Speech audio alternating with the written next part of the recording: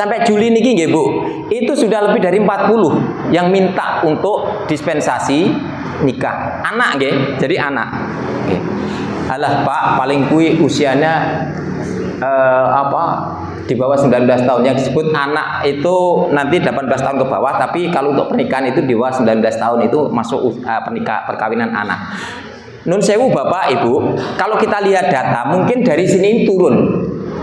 Tahun 2020 itu 168, turun sekarang ini di 2024 itu 54 pasang, mungkin turun. Kasusnya turun Pak, tapi kualitasnya naik.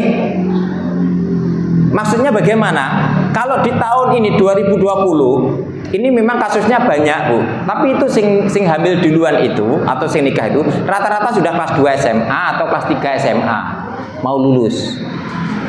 Tapi saat ini nun sewu kami menangani itu anak SD terus masuk SMP itu sudah melahirkan Bu.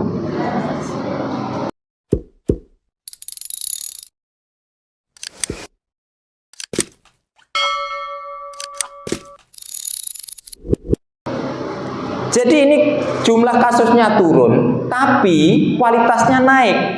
Jadi naik misalnya caca SMA bareng cak iku rodok pinter.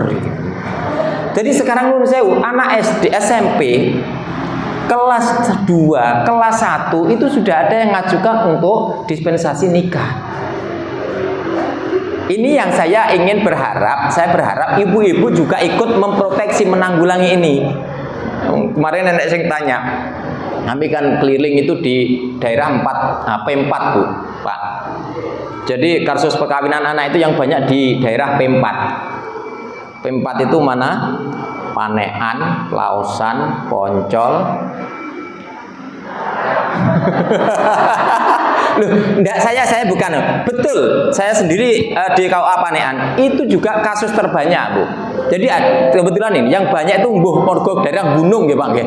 Mbuh mergo daerah gunung apa piye gitu loh. Panean pun juga banyak. Parang juga banyak. Nah, sedangkan dari misi ini dari KLA itu harapannya itu ya makin. Nah, nun sewu Ibu Bapak, dari sekian ini yang mengajukan ini 90% itu sudah hamil. Kemudian yang 20% atau 100% itu sudah pernah melakukan hubungan seksual anak itu Bu. Pun saat ini ya Bapak Ibu sekalian coba kita lihat ini.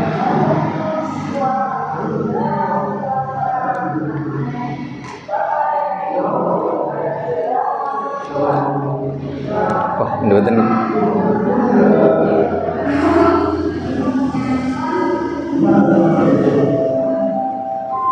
Oh, enggak dengar gitu.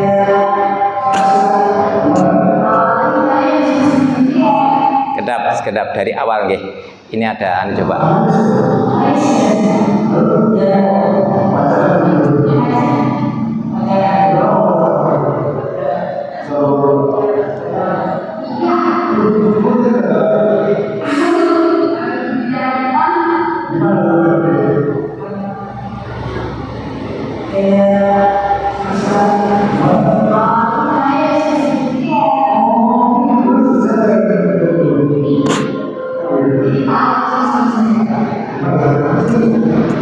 Nggak dengar nggih Bu nggih. Kurang dengar nggih, kurang dengar. Ini potret anak-anak kita Ibu Bapak. Jadi tidak tahu lah orang tuanya ini tahu apa enggak. Ternyata di luar itu gitu nggih. Muga-muga anak kita enggak nggih. Iya, anak-anak kita semoga tidak nggih. Jadi ini usianya 13 tahun Bu. Pacarannya sudah begini coba. Sudah hang out. Sudah ke mall, kemudian kemana, dan pede sekali itu. Pakaiannya coba dia lihat. Ini usia 13 tahun Ibu Bapak. Ya.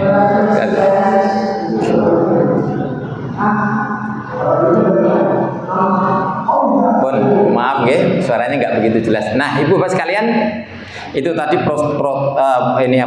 potret anak kita itu kayak begini, nun sewu. Mungkin jenengan anak kurang, mungkin belum tentu. Ya, belum tentu. Karena kami pun juga tidak pernah mengira ada kasus-kasus anak yang sebanyak itu. Dan setelah terjadi kasus baru kami tahu, oh ternyata begini. Bu, di tim kami itu banyak, Bu. Kami itu bisa untuk memberikan izin menikah dan tidak itu sampai detail. Kami bisa mengorek kamu melakukannya di mana, berapa kali, caranya seperti apa, itu kami bisa. Bahkan tes kami itu ketika melakukan itu, ketika melakukan itu kamu pakainya dilepaskan atau ngelepas sendiri yang perempuan itu sampai kami detail sampai sebegitu untuk sampai memberikan izin boleh nikah dan tidak. Nah, yang kami heran kenapa anak-anak seusia itu kok sudah seperti itu. Nah, ini yang mungkin nanti kita perlu saya kira orang tuanya agak ngajari loh. Enggak ada orang tua yang ngajari. Tapi kenapa dia bisa begitu? Ada Bu, anak itu SD itu sudah tahu hotel-hotel di Sarangan itu. Loh, sudah tahu sampai pegawainya itu apal ke anak ini tahu, nggih.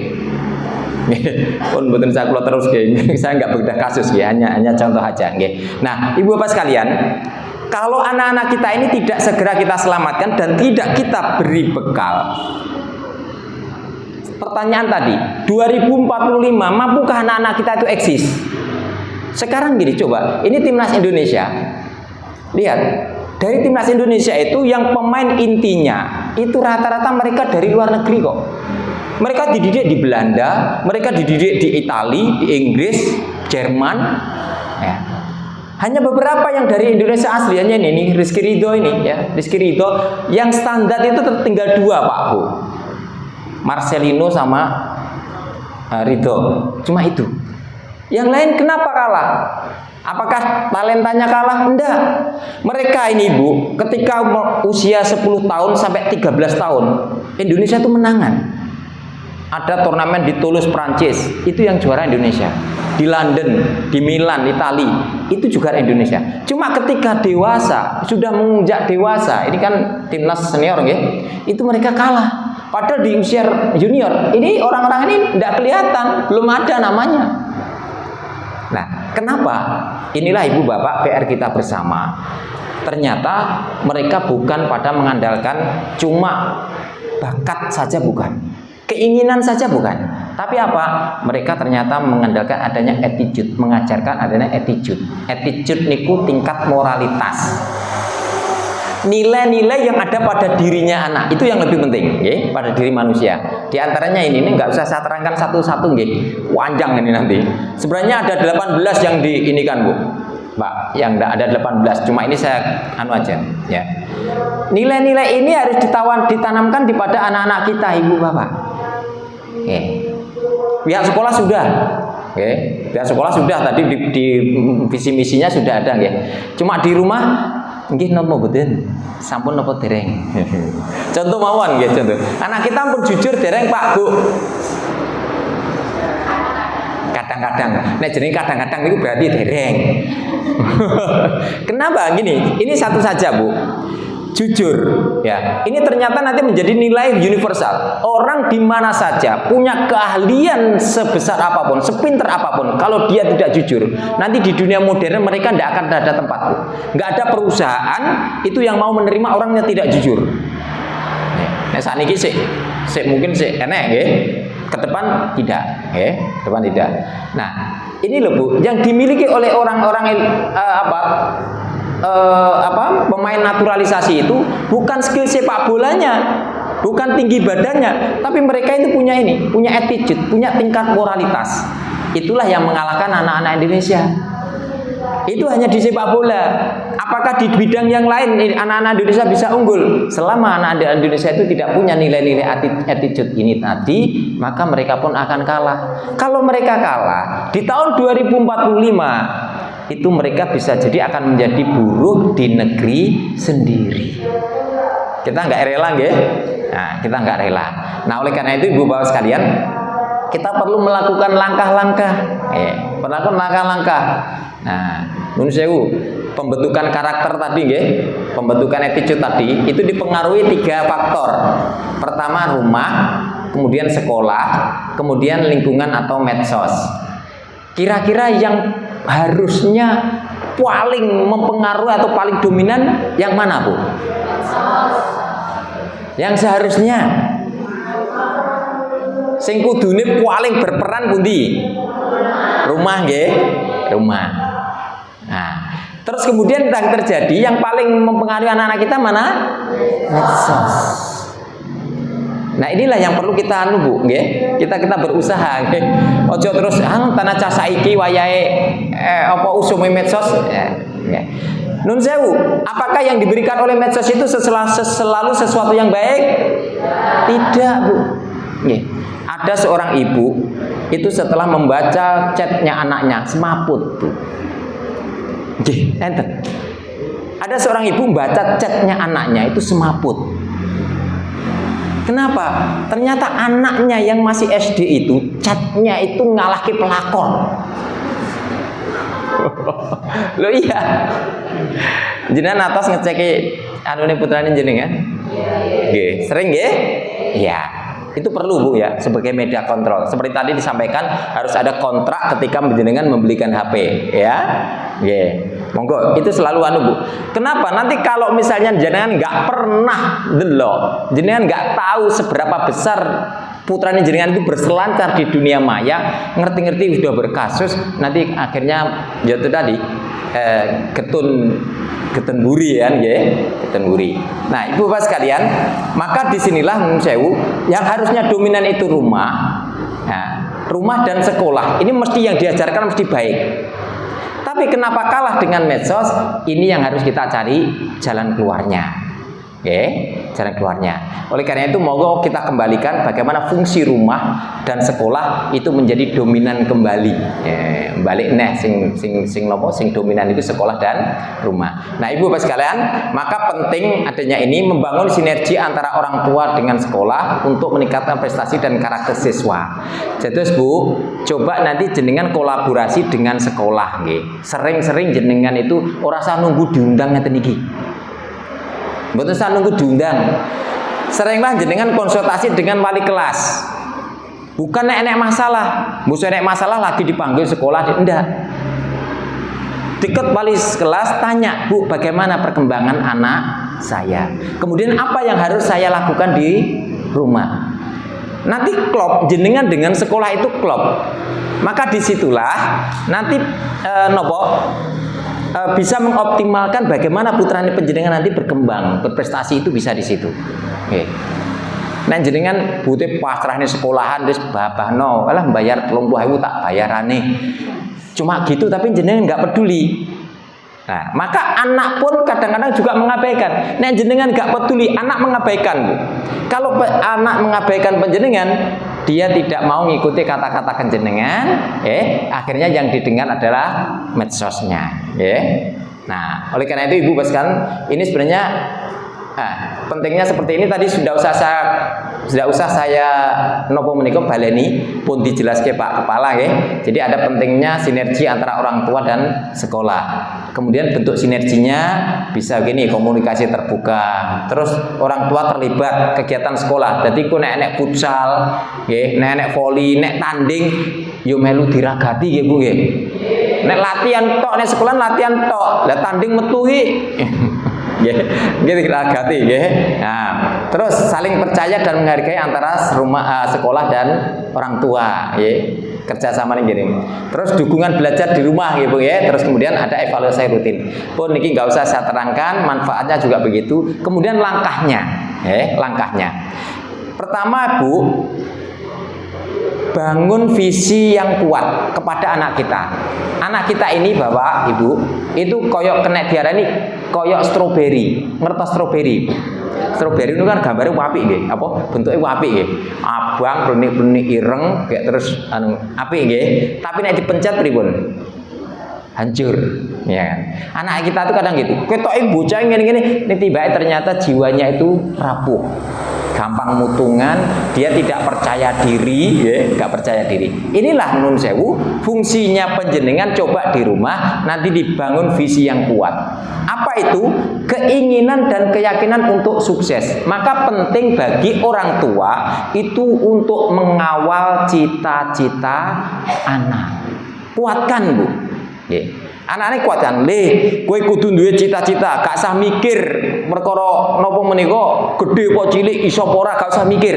Sing penting punya cita-cita, punya keyakinan untuk sukses. Kenapa? Karena Allah mewajibkan kita untuk sukses. Nun sewu, kita dibekali mata bisa melihat, kaki bisa berjalan, telinga bisa mendengar, kemudian kita juga diberi otak sama Allah. Itu sebenarnya cukup untuk sukses. Maka yakinkan anak kita ibu ya.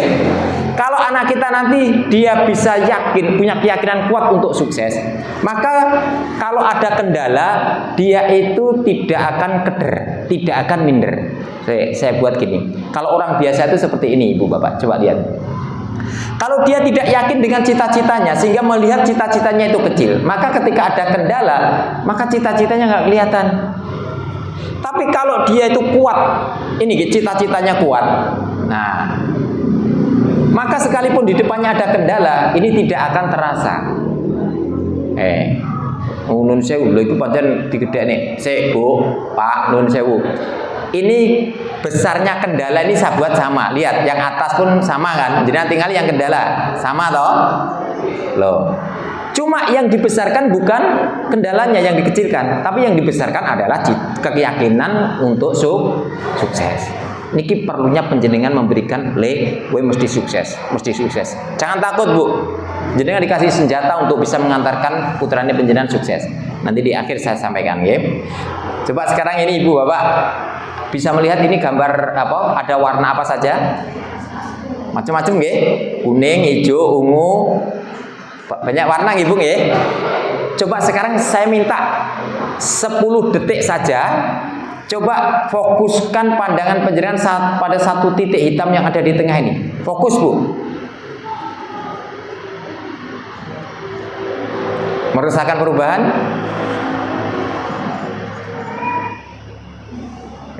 Enten? Ada yang merasakan perubahan Bu? Ada? Napa? Pripun?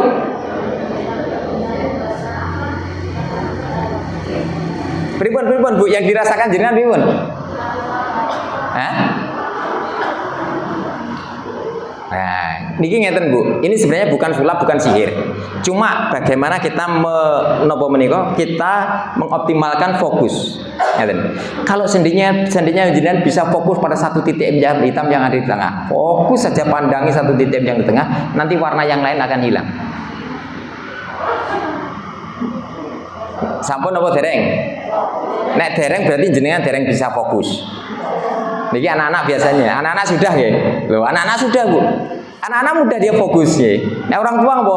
Ndelok kono tapi mikir utangku sih aku. Nggih. Saya sering ke anak-anak, enggak usah sampai 10 detik Bu. 3 detik anak-anak itu sudah bisa. Jadi fokus pandangan itu fokus pada satu titik hitam yang ada di tengah. Maka warna yang lain hilang. Kenapa bisa begitu? Apakah warna itu hilang betul? Tidak. Jadi begini, ketika anak-anak kita itu dia bisa fokus atau dia bisa kuat visinya untuk cita-citanya, maka halangan apapun itu bisa dilampaui. Tapi kalau dia itu tidak yakin dengan cita-citanya, ada halangan kecil, ada godaan kecil, dia ngikut. Dia ngikut. Tadi dijak koncone numpak motor bane diangkat. Dia ikut. Kenapa? Ya karena dia tidak punya kekuatan visi cita-cita tadi. Nah, oleh karena itu monggo dibangun nggih. Yakinkan kepada anak, yakin kamu pasti sukses. Kamu pasti sukses. Itu diyakin ya. Pun. Terus selanjutnya Ibu Pak, pilihkan circle terbaik. Artinya, teman-teman kita, anak kita itu carikan yang terbaik. Lah golek dhewe kok Pak, carane ngeten. Kita itu memperbaiki anak kita sendiri itu berat Bu. Caranya bagaimana? Ayo kabeh semua orang tua kompak kabeh dandani anake. Sehingga masing-masing anak itu punya kebiasaan yang baik yang sama. Niki untuk menanggulangi tadi Bu, pengaruh-pengaruh dari luar tadi, dari lingkungan atau dari medsos. Apa yang ditanamkan niki mau lah? Mulailah dengan 7 kebiasaan hebat anak Indonesia. Pun apa dereng bau? Lali, Pak. Lali. Bangun pagi. Nun saya puteran jenengan bangun jam pinten? Subuhan mboten. Nggih, pun dibiasakan nggih. Kabeh kudu kompak, Bu. Ini untuk kebaikan bersama nggih. Membuat circle terbaik itu caranya begitu, nggih. Jadi kabeh padha. Engko nek enek sing nopo sing ra padha. Nggih coba dimintaan nggih. Nah, 7 kebiasaan tadi coba mulai ditanamkan Ibu Bapak. Nggih, ditanamkan. Insyaallah itu nanti akan membentuk pertemanan teman-teman putrane jenengan itu akan menjadi baik. Siap nggih insyaallah nggih. Nah, siap nggih. Pun mangke napa mawon mboten sak kula terangke mosok Pak Baleni.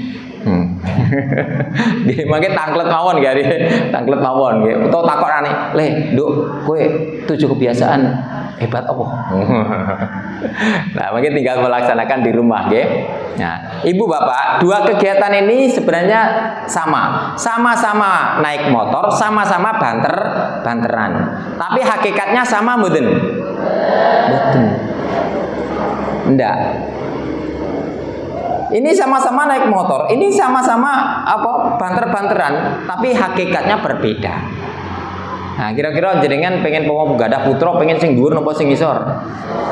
Nah, itu loh nggih. Nah, monggo ini termasuk ini Ibu Bapak sama-sama mengeluarkan energi. Yang bawah ini juga energi ini gede Bu ini nggih. Mantep yo loh nggih. Yang atas juga, tapi hakikatnya sama mboten? Sama-sama mengeluarkan energi. Tapi yang atas ini kalau berprestasi mendatangkan tadi ada uang datang sendiri. Anak itu kalau prestasi Bu, itu rezeki atau uang itu datang sendiri. Pekerjaan itu nggak usah nyari, tapi pekerjaan yang akan mencari dia. Ini kalau prestasi. Tapi kalau misalnya niki bar tawuran menang kira-kira mulih niku kira-kira kali Pak Lurah dibayi hadiah mboten? Nggak ada. Malah mulih kira-kira melayu mbuh ndelik kira-kira nggih. Nggih. Nah, itu Ibu Bapak sekalian, ini sebenarnya ada filmnya, suaranya juga.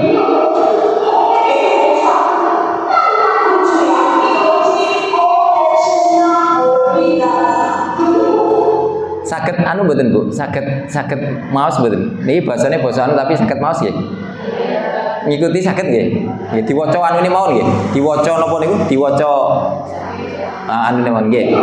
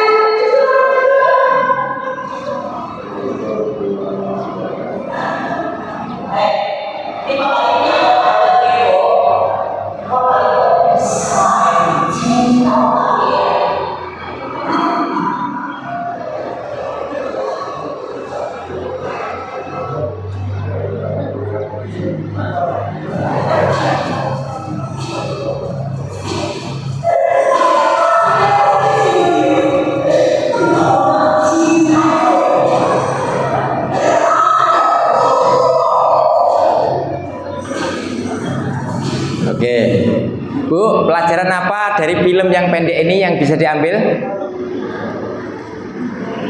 Gawe alis. Ini kimengan. Coba perhatikan, ini dua orang tua yang berbeda, nggih. Jadi itu orang dua. Satunya punya anak laki-laki suka berkelahi, pinter silat. Yang satunya punya anak gendut. Nah, ternyata si ibu ini lebih perhatian. Anaknya dilihat bakatnya apa. Nah, sementara si bapaknya itu anaknya suka berkelahi, itu malah diseneni. Bukan diarahkan.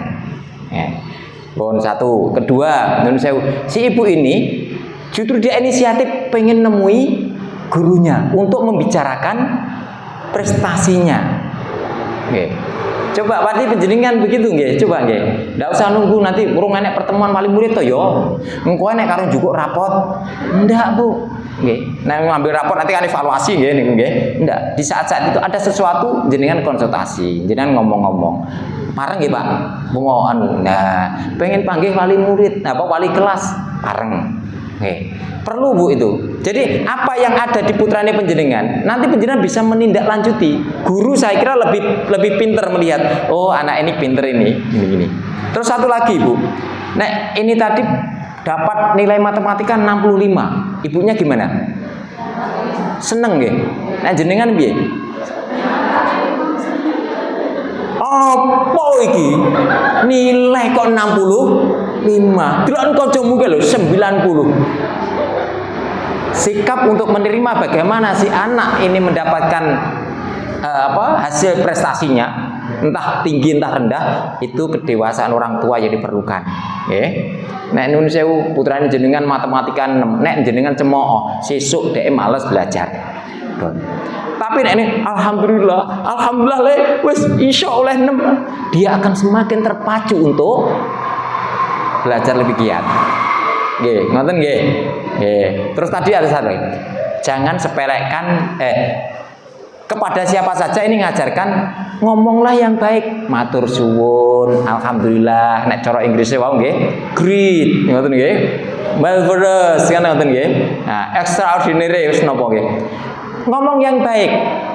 Nah, jadi sopan santun ini tetap diajarkan nggih. Terus satu lagi, Bu, nyuwun sewu. Si bapak tadi ditanya, sejak kapan terakhir kali kamu mengatakan I love you pada anakmu? 2. Dikiranya sejak 2 tahun lalu. Ternyata sejak usia 2 tahun. Bu, jangan pelit mengatakan, "Nak, aku sayang kamu." Jangan pelit untuk anak itu dirangkul, Pak. Anak dirangkul, jangan pelit. Sampai nanti menikah, barulah nanti penjenengan kurangi tidak apa-apa. Tapi selama penjenengan anak itu masih belum menikah, monggo sering dicium, sering dirangkul, sering ini ada skin kontak, kontak kulit antara orang tua dan anak. Itulah nanti yang akan menjadi jembatan untuk dekatnya hati dengan anak. Ngoten nggih, Bu? Jenengan sik muni I love you mboten? Teng sinten? Bapak. Ya, Bu, ke anak kata-katakan yang baik. Keluarkan kata-kata yang baik. Hebat, bagus nak, pinter, soleh, kata-kata. Sampaikan kata-kata yang baik. Bahkan nun sewu ucapkan terima kasih. Matur suwun ya nak, matur suwun nduk ya. Misalnya ngongkon, nduk iki tukokno apa iki misale bumbu nggih. Jangan lupa matur suwun. Bukan kok jenengan matur suwun, tapi jenengan ngajari anak untuk mau berterima kasih. Nun sewu Ibu Bapak, tadi sekolah punya program 1 2 6 8. Itu namanya kalau saya mengistilahkan itu quality time. Milikilah quality time, waktu berkualitas bersama dengan keluarga. Kalau tadi 1 2 6 8 pun monggo terserah, jenengan mau bikin 1 2 5 7 juga nggak apa-apa. Juga nggak apa-apa. Artinya 2 jam itu buatlah waktu yang berkualitas untuk keluarga. Semuanya berkumpul tanpa ada HP. Kegiatannya usahakan bareng-bareng, mungkin sholat bareng, terus kemudian makan bareng, ngaji bareng, terus ngobrol, Bu. Sering tiap hari ngobrol, sing ringan-ringan saja, jangan ngobrol yang berat-berat. Wes guyon. dari situ nanti jenengan akan dekat dengan anak. Nek penjenengan dekat dengan anak ini tidak mudah dipengaruhi oleh medsos tadi. Karena jenengan terlalu dekat. Kenapa anak itu mudah dipengaruhi oleh medsos? Karena tidak dekat dengan orang tua. Maka nanti miliki quality time ya. Ini saja untuk belajar pada seseorang bernama Muhammad Al-Aryan. Muhammad Al-Aryan ini rela meninggalkan gajinya yang 99,2 miliar per bulan. Itu dia tinggalkan demi anak. Jadi gajinya Muhammad Al ini sebulan itu 99,2 miliar. Ini seorang CEO, okay? Jadi kali kula beda sithik. Beda sithik, nggih. Ceritane ngeten. Untuk gaji segini dia berangkat jam 3 malam dan pulang jam 11 malam. Jadi di rumah itu hanya 3 jam. Ya. Suatu saat dia ketika pulang kerja, Pak, dia mendapati secari kertas di atas meja.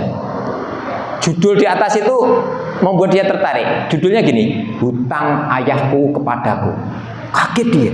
Bagaimana mungkin saya bergaji sebegitu, uang saya miliar, kok saya punya hutang? Penasaran, diambil. Setelah diambil ternyata apa? Yang ditulisnya satu, tidak mengantarkan aku ketika pertama kali masuk sekolah. Jadi anak ketika masuk TK, masuk PAUD itu diantar oleh orang tuanya, itu ternyata membekas di hatinya, memberikan kepercayaan diri yang tinggi. Tapi begitu tidak diantar, titip ke tonggone, anak itu ternyata juga merasakan kepercayaan dirinya turun. Terus kedua, tidak melihat pertunjukanku. Jadi ketika anak ini mau ditampilkan, orang tua disuruh hadir, dia tidak pernah hadir. Ketiga, tidak pernah menemaniku family gathering. Family gathering itu begini. Program sekolah, wali kelas dengan orang tua, dengan anak, ini kumpul bersama. Kegiatannya apa? Kegiatannya game, bermain. Kadang-kadang itu ada di alun-alun, kadang-kadang juga ada di rumah makan, kadang-kadang di tempat wisata, itu mengakrabkan. Nah, si Muhammad Aryan karena sibuk dia tidak pernah ikut. Hutangnya itu ada 11 item. Cuma ini saya sebutkan 3 aja ya. Sejak itu maka Muhammad Aryan ini dia mengundurkan diri, meninggalkan gaji segini dan dia nyari pekerjaan yang bisa menemani anak. Sekarang kalau kita itu nggak punya gaji segini, lalu kalau kita ini jarang sekali bareng dengan anak, apa kira-kira yang menghalangi kita? Pun mangke bikin nggih quality time nggih. Monggo, namanya quality time nggih, waktu yang berkualitas itu istilahnya di dalam parenting. Nggih. 1 2 6 8 atau 1 2 7 5 7 pun monggo terserah panjenengan. Nggih, terserah panjenengan. Jangan ngomong yang serius nggih Bu nggih. Kalau ada permasalahan jangan dibicarakan ketika itu. Nek ada sesuatu yang penting, ajaklah anak ini makan di luar. Maksud kula makan di luar itu nenggene restoran, rumah makan napa nenggene kafe ngoten nggih. Bukan kok makan di luar iki terus nggelar kloso ning emper, mboten. Kalau ada sesuatu yang penting, Bu, ajaklah makan di luar. Ya mungkin bar maghrib, ayo le metu ngono. Blek disitulah nanti mulai berbicara yang lembut tapi serius. Sakit nggih. Dadi keseharian iki sing enteng-enteng mawon lah. Takok, "Le piye le mau enek sing angel ora le pelajarane?" Pokoknya sing enteng-enteng mawon nggih. Nah, itu quality time. Nah, kemudian Ibu Bapak, yang tidak kalah penting untuk mewujudkan itu semuanya adalah keteladanan. Cek nuwun sewu Ibu Bapak, tangan kanannya bisa diangkat, tangan kanan. Ya, alhamdulillah. Bisa digerakkan pelan-pelan. Nah, pelan-pelan terus agak cepat bisa. Semakin cepat, secepat jenengan bisa. Terus, pol, ya, tempelkan di pipi. Iya. Oh alah. Bae nek parang iki pipi iki ning bathuk tiba. Nun sewu Ibu, Bapak, perintahnya di mana? Pipi. Tapi ditempelkan di mana? Kenapa?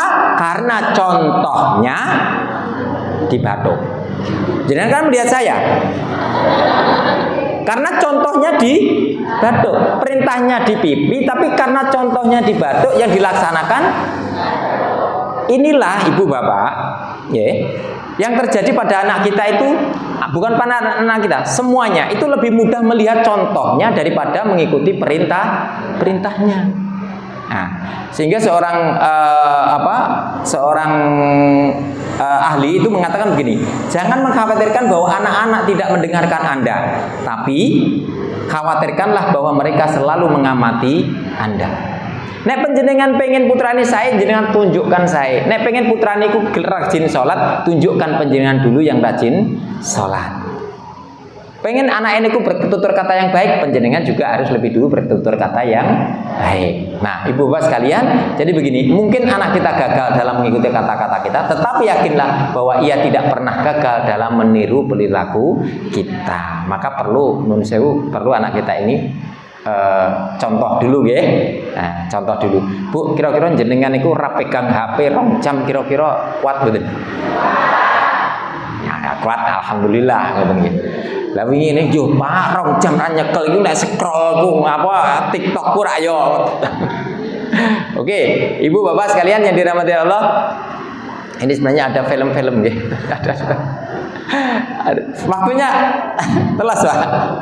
Waktunya. Bu, kita amati sebentar nggih. Ini film ini sambil dibaca anunya.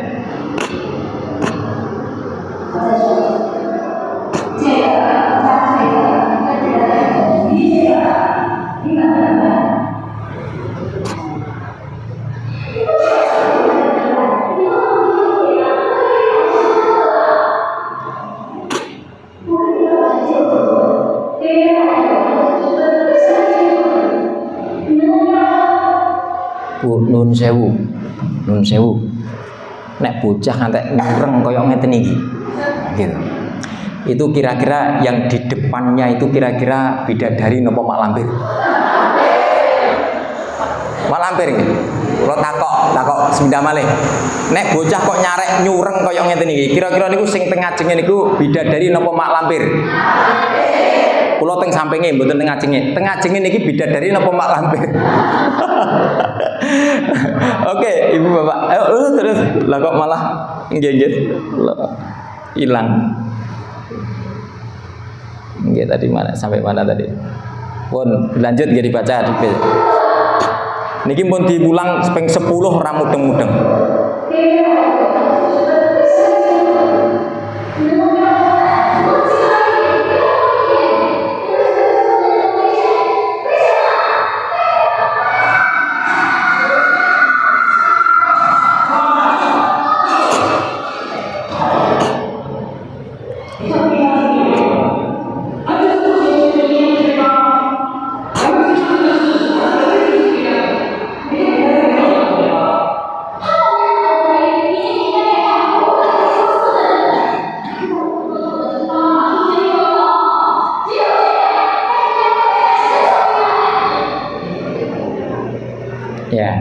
Jadi niki ngajari belajar anak diwarai ping 10 ra iso.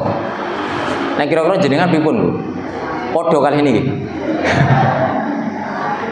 Ibu Bapak, nggih. Yang ingin saya sampaikan ini, Ibu Bapak, maksimalkan passing. Jadi anak-anak kita itu jangan dituntut bisa semuanya.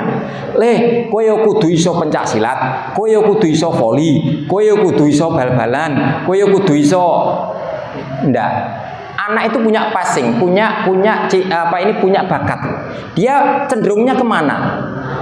Jangan dituntut yang dia memang tidak mampu. Milane mungkin nek tergantung apa nek lare-larene pengen ngene aja dianu. Aja ngono le, aku seneng kowe iki nek iso bal-balan. Ya termasuk kula anak kula niku kula latih karena ya anake ustaz, kula latih qiraah iso kula. Lah kok nyatane saiki main band. Ya enggak apa-apa gitu nggih. Enggak apa-apa kalau dia passingnya di sana nggih. Nah, Ibu Bapak sekalian coba kita perbandingkan dengan yang ini. Ini anaknya sama, Bu.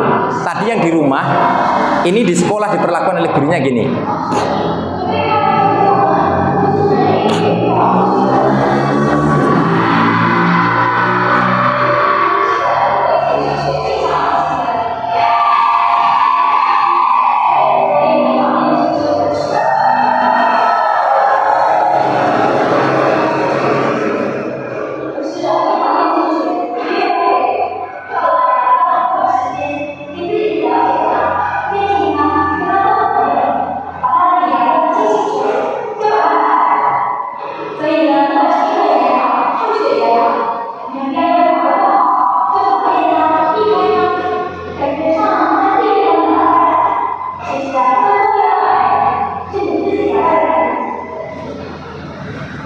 Nah, ini yang di rumah tadi, Bu.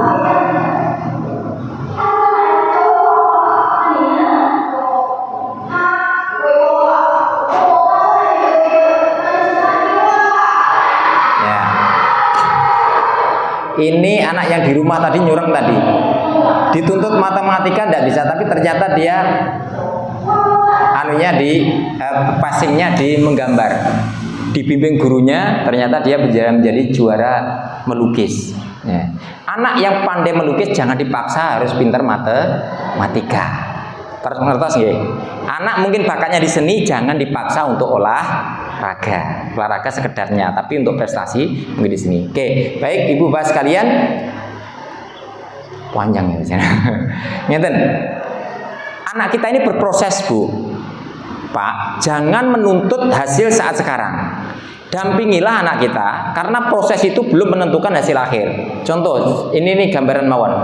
Bukan rekayasa, nggih. Ini gambaran, coba. Ini ada bola merah, biru sama putih. Merah nanti akan dilepas di depan, biru di tengah, yang putih di belakang. Kita mungkin mengkalkulasi berarti nanti merah akan datang finish lebih dulu, kan gitu, nggih. Nah, coba lihat. Jadi gini, anak-anak kita nanti sekarang berproses itu jangan dijustifikasi.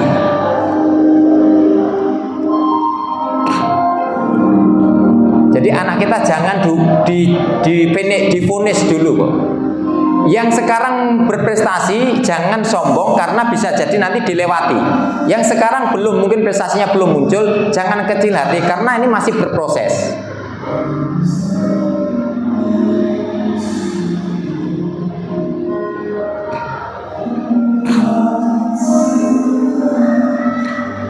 Ya, kita bisa lihat ya. Yang tadi merah itu paling depan sampai di sini, nah sudah di paling belakang. Ini bukan rekayasa, okay? Jadi ini bukan rekayasa. Nah, tapi nanti bisa jadi seperti ini. Saat sekarang mungkin sun sewu, Bu, putrane jenengan mungkin belum menunjukkan prestasi. Jangan kecil hati. Tapi tetap dimotivasi, tetap dikuatkan. Insya Allah anak kita akan bisa nyampe gitu. Ini tidak usah saya anukan. Yang terakhir saja Ibu, ini ada giving low sebenarnya nih. Nah, yang ini. Bu, Pak, Nun Sewu, jaminan anak penjenengan itu sukses itu adalah doanya penjenengan. Jangan Nun Sewu, ini jangan disepelekan. Hubungannya penjenengan dengan putranya penjenengan itu bukan kehendak jenengan, juga bukan kehendak putranya jenengan. Kalau disuruh milih, jenengan milih nglairke putrane jenengan sing sakniki napa nglairke sinten ku Ibas Edi Baskoro. Pemulai milih. Gak bisa milih toh. Hubungan anak dengan orang tua dengan anak itu hubungan hak prerogatif Allah yang menentukan. Seorang anak tidak bisa memilih dari ibu siapa dia dilahirkan. Demikian juga seorang ibu tidak akan bisa memilih siapa anak yang akan dilahirkan. Maka, nah ini rahasianya. Hubungan orang tua dan anak ini sangat erat, itu hak prerogatif Allah dan disitulah Allah letakkan doa orang tua untuk anak makbul dan doa anak untuk orang tua makbul. Maka dari kesemuanya tadi yang terangkan Ibu Nun Sewu, yang tidak boleh penjenengan lupakan, tolong doakan putrane penjenengan setiap saat, setiap habis sholat. Yakinlah pun jenengan dongakne mawon, Gusti Allah niku maha sugih, Gusti Allah maha kuwasa, Gusti Allah maha kuat. Nek dongane jenengan niku istiqomah terus mawon, jenengan sebut namanya putrane penjenengan di dalam doa-doa penjenengan, maka yang akan membuat putrane penjenengan sukses itu Allah Subhanahu wa taala. Ngaten nggih Bu nggih. Yang mungkin selama ini belum pernah mendoakan putrane, doakan setiap habis sholat, Bu. Sebut nama putrane penjenengan. Kalau putrane penjenengan punya masalah, jangan langsung jenengan nyeneni, tapi matur sama sing gawe. Ya Allah, tolong penjenengan toto anak kula. Sebut namanya putrane penjenengan.